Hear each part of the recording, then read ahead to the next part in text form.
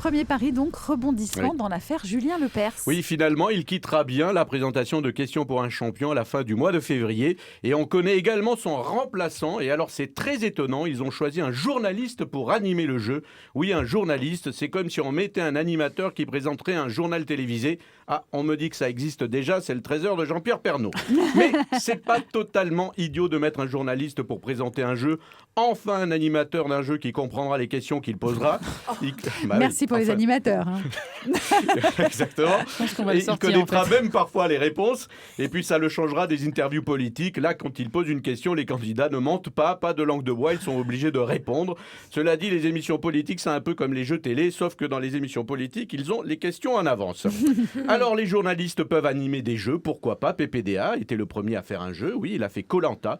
Oui, la tribu des Bouygues a décidé de vous éliminer et leur décision est irrévocable. Prenez votre sac et partez. Je crois que ça s'est passé comme ça. Claire Chazal, elle peut présenter Qui veut gagner des millions. Eh ben c'est elle, en quittant TF1, elle a pris des millions, on le sait. Valérie Trierweiler, qui, ne l'oublions pas, est journaliste. Elle peut présenter Les Amours, juste pour pouvoir taper sur la tête de Hollande avec le carton des réponses.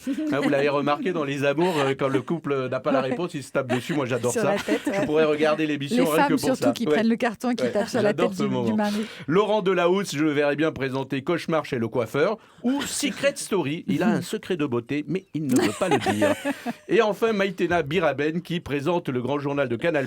Elle pourrait présenter cette célèbre émission des années 80, Avis de recherche, pour retrouver un par un les téléspectateurs. Et puis j'ai oublié l'essentiel, celui qui va remplacer Julien Lepers, c'est Samuel Etienne, donc, qui ne fait pas l'unanimité, c'est le moins que l'on puisse dire.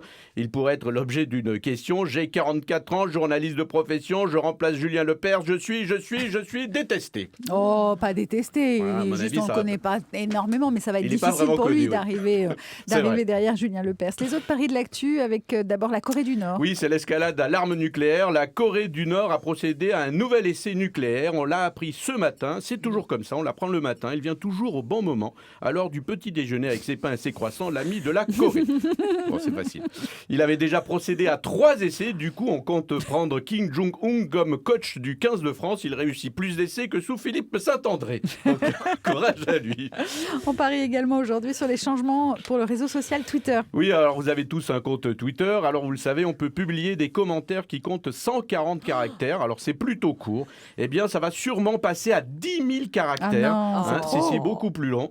Alors ça va poser quand même quelques problèmes si on passe de 140 à 10 000 caractères. Du coup, les tweets de Nabila vont passer de 140 fautes d'orthographe à 10 000 fautes d'orthographe.